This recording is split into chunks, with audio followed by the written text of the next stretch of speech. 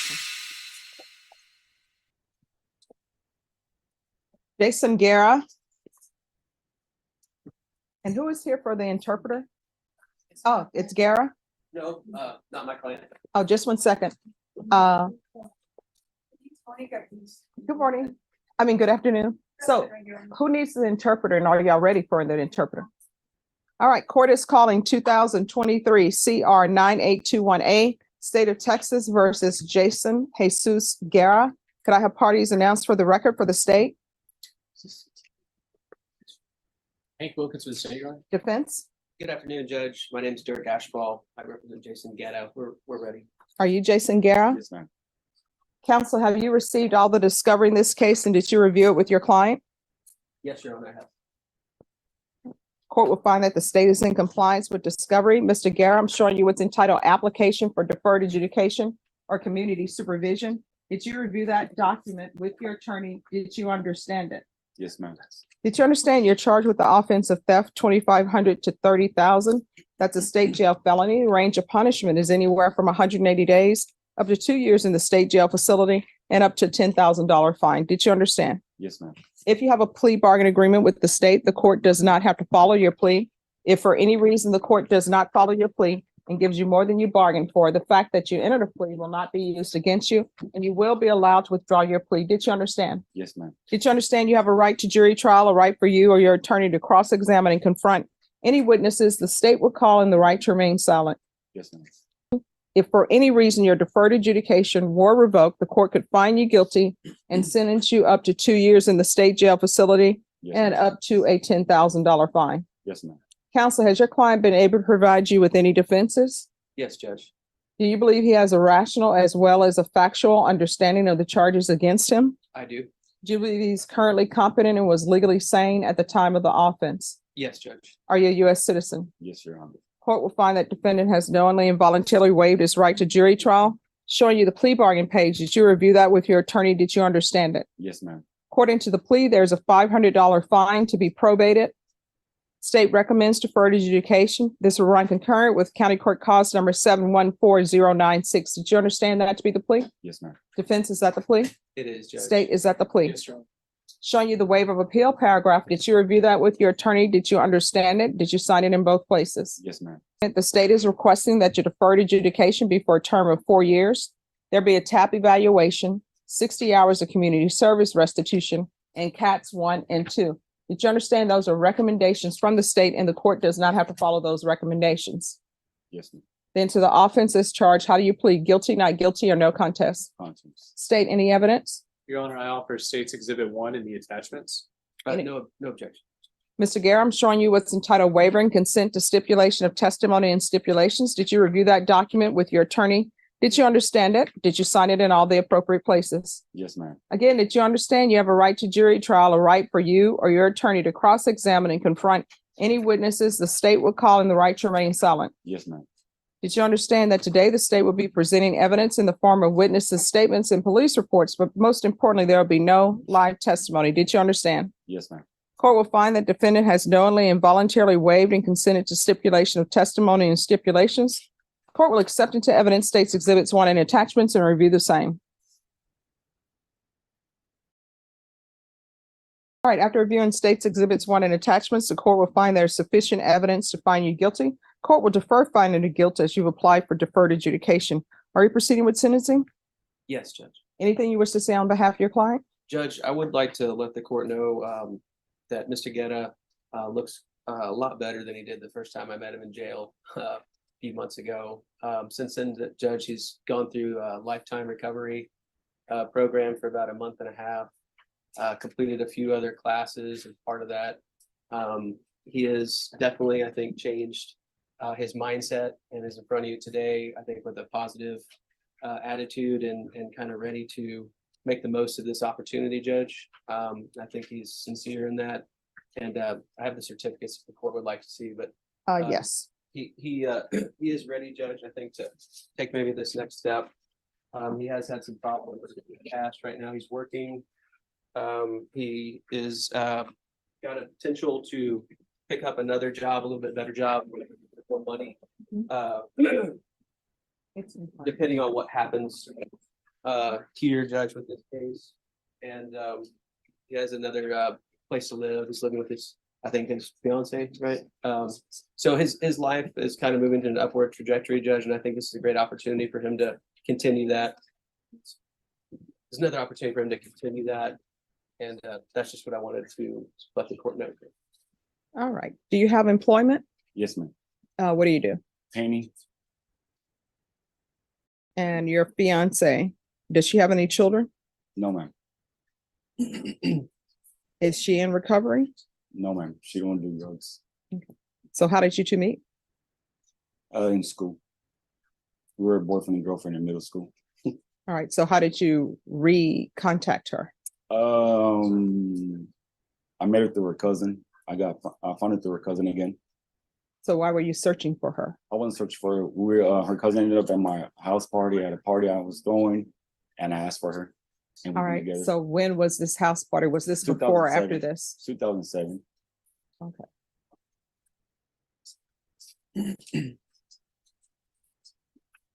And who is the person you were with during this theft? Are you still seeing them?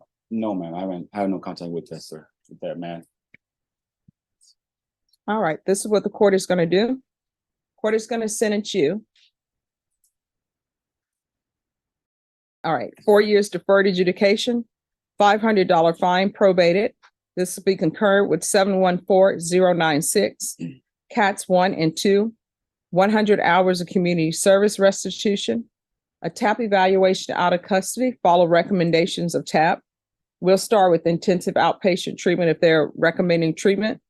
There's to be no contact with Michael James Martinez, proof of employment within 30 days. There's to be no employment as a home health care provider or with minors. Regular reporting by Zoom or in person. If you're drug tested today, what are the results going to be? Clean For everything? for everything, ma'am. Yes, All ma'am. right. There's to be random UAs, random regular UAs, field visits, 1 time per month for 3 months. Then at probation's discretion.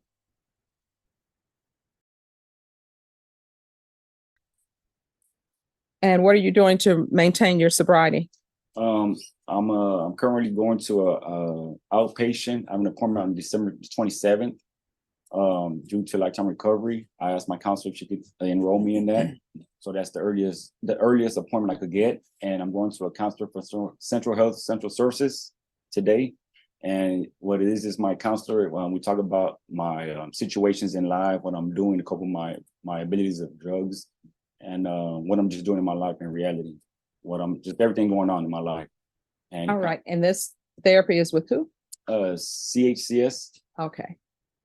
It was getting through pretrial. Okay. Probation, is there anything else he needs? No, Your Honor.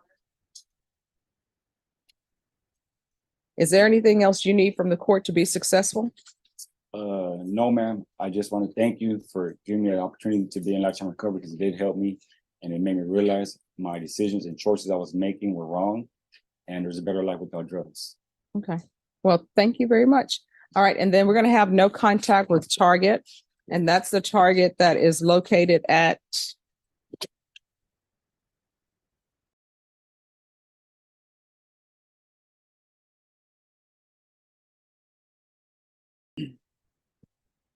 and he's to continue with therapy with lifetime recovery and counseling with Center for Healthcare Services. All right, I'm going to show you what's entitled Trial Court Certification of Defendant's Rights to Appeal. Did you review that with your attorney? Did you Yes. understand it? And did you sign it? Yes, ma'am. All right, because this is a plea bargain agreement, because I followed your plea bargain agreement and because you waive your right to appeal, you do not have the court's permission to appeal. Do you understand? Yes, ma'am. And did I mention cats 1 and 2? Yes. All right, thank you. Thank you. Merry Christmas. Mary. Oh, Merry Christmas to you. Happy New Year, happy Festivus, happy Kwanzaa, happy holidays. Thank you, Thanks, ma'am. You have a Judge. good day. All right, you too. All right, Norma.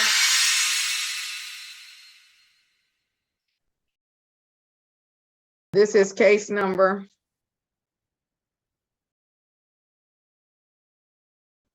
214562601, the people versus Joy Arnold.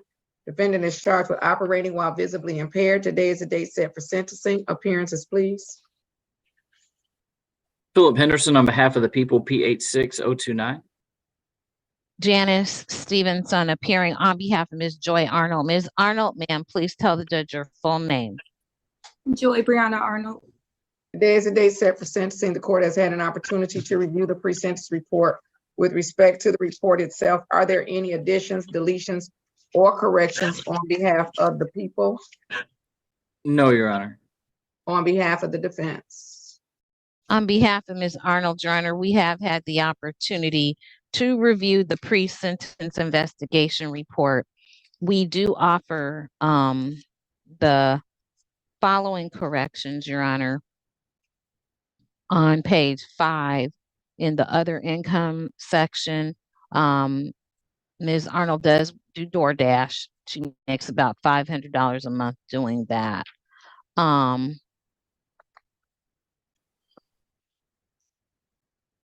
Other than that, we don't have any additions, deletions, or corrections.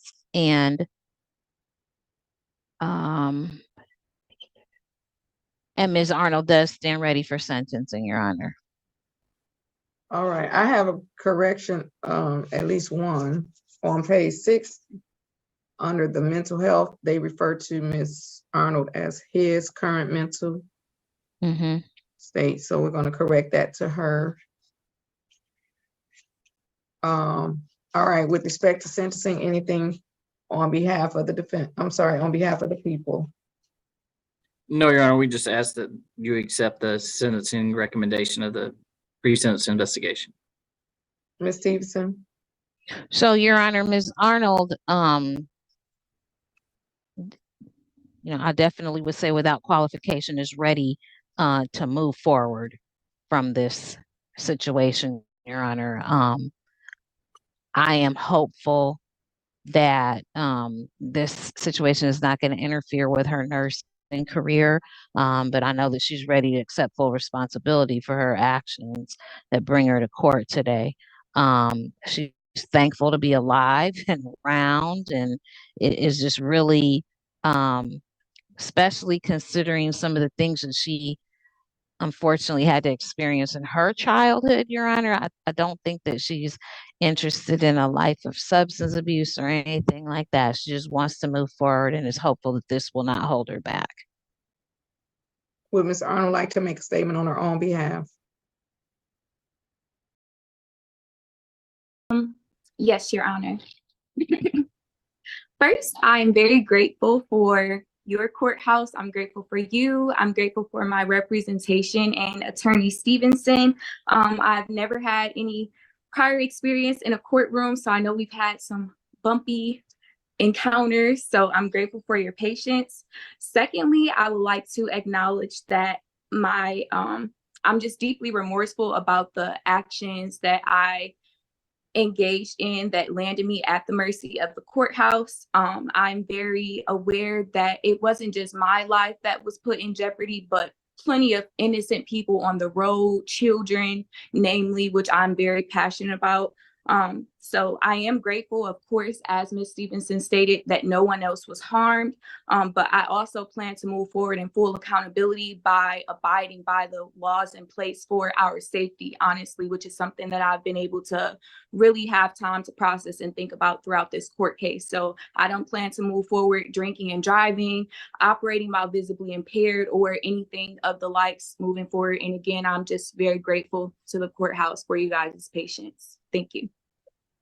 Okay. That was a really nice statement, and it would have meant more to me. So it was a good statement. It was a good addressing to the court, addressing the court. But it would have been even better if I didn't turn on page 6 and see that Ms. Arnold tested positive for alcohol and marijuana. So all of those statements would have been just so wonderful except that she tested on November the 30th, and she tested positive for alcohol and, oh, I'm sorry, she was negative for alcohol. Thank you, Well, Judge. a level, she was negative for alcohol. She tested positive for marijuana. And then, but this is what I'm saying right here. So she was negative for alcohol on the day she tested. But it says defendant admitted last day of use for alcohol and marijuana was Thanksgiving. So then she self-reported the use of alcohol. We know she used marijuana, right? Because she tested. So that's confusing to me. And then let me tell you what it also says to me. So Ms. Stevenson, you are aware, but this is how I feel about people who drink after they've been ordered not to.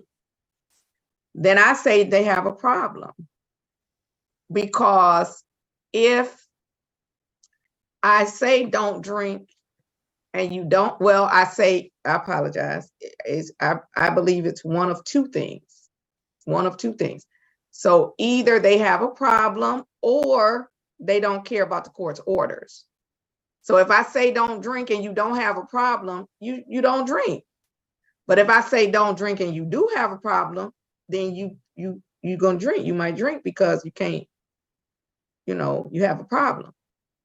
Or if I say don't drink and you don't have a problem, but you drink anyway, that says, well, I'm gonna do what I want to do no matter what you say. And either one of those things have to be addressed by me, because it would make no sense for me to show up and they make you wear this black robe. And I hope they never prohibit us from at least putting on the jewelry. And then you come here, you have on the robe. It don't make sense for me to show up as a judge if I just say, well, defendants, what do you want to do? And then they just tell me what they want to do.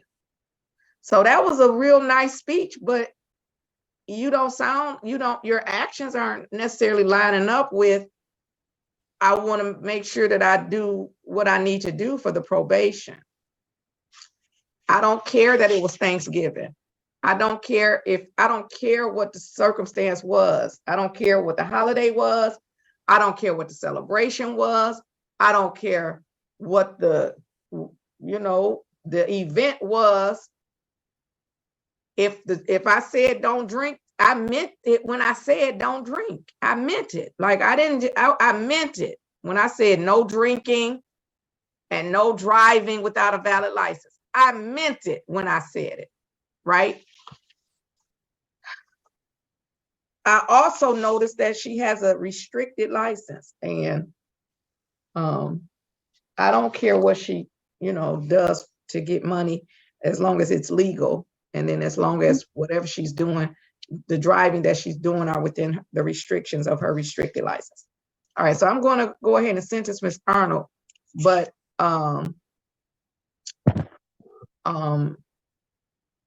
it's going to be a little bit stricter than it would have been had she not been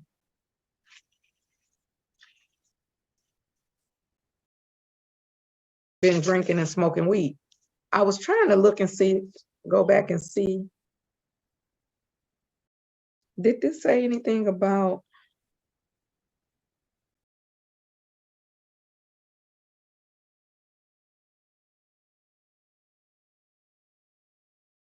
I don't see it on here. But I did want to also address of how much she was smoking. That's just too much to be. So I don't even know. I guess a person who don't want anything altering my natural state of being, I don't understand how people can smoke this much. But also, if you're trying to be a nurse, I don't want you working on my loved one high and smoking. If I'm in the hospital, I don't want nobody coming in high. I don't want nobody coming in who's smoking weed. I don't want it. And I hope that they would ban people in the medical profession from smoking weed, and that they will regularly do drug tests on the people who working on people who sick and can't help themselves when they're in the hospital. We depended on the people who taking care of us not to be high. Some people shouldn't be allowed to smoke weed, period. The pilots, doctors, nurses, some people shouldn't be allowed, but I'm not in charge of all of that. All right. There is a recommendation for 12 months probation. I'm going to accept the recommendation for 12 months probation. That puts a final review date of December 2024, and I'm sorry, yes, 2024, and the date would be December the 12th, 2024. Court is going to set a review March the 12th, 2024 at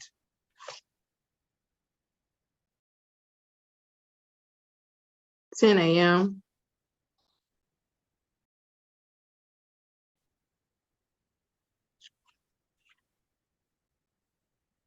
The court is going to set the following conditions of the probation.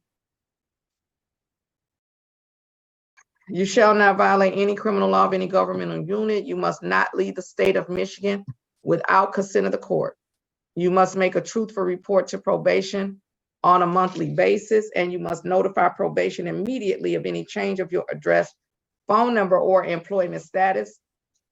You must pay the following fines, costs, and fees: $210 mandatory costs, $100 attorney's fee, $350 fine, no restitution, $420 oversight fees at a rate of $35 per month, $100. We have that reduced, Judge. She can afford to smoke weed. She can afford to pay. Okay, so she's in school full time. She can afford to smoke weed. She can afford to pay. Understood, Your Honor. Okay.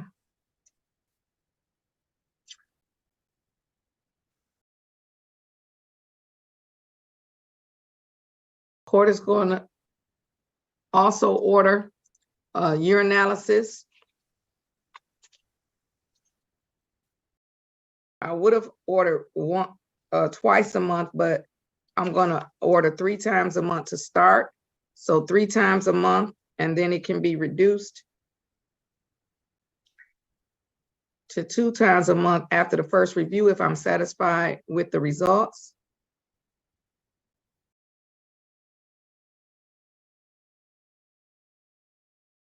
So that's going to be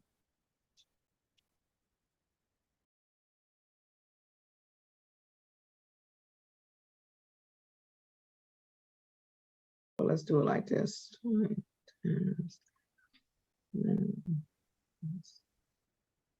$270 for the urinalysis. So the total fines, costs, and fees are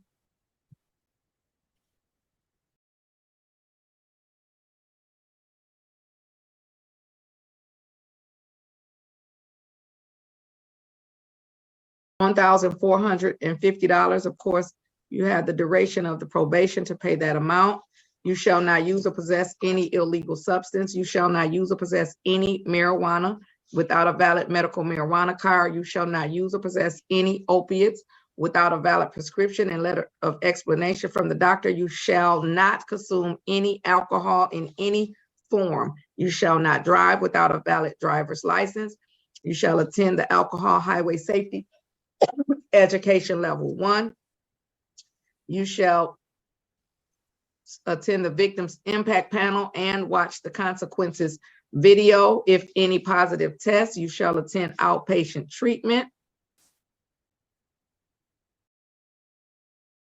You shall attend the Driver's Improvement Program.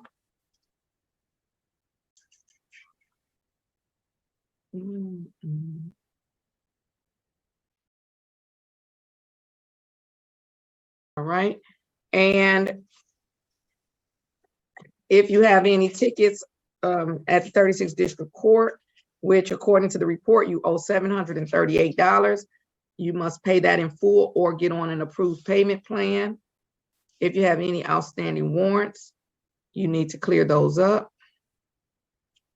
and we will come back for review March the 12th. We are going to mail a copy of this order to the West Jeffries address, and probation will contact you at the phone number ending in 6494. Anything further? No, Your Honor. Nothing on behalf of Ms. Arnold, Your Honor. I would want to say, I believe that Ms. Arnold has heard the court, Your Honor. I think she's gonna show you better than she can tell you by that first review date. I really Okay. think so.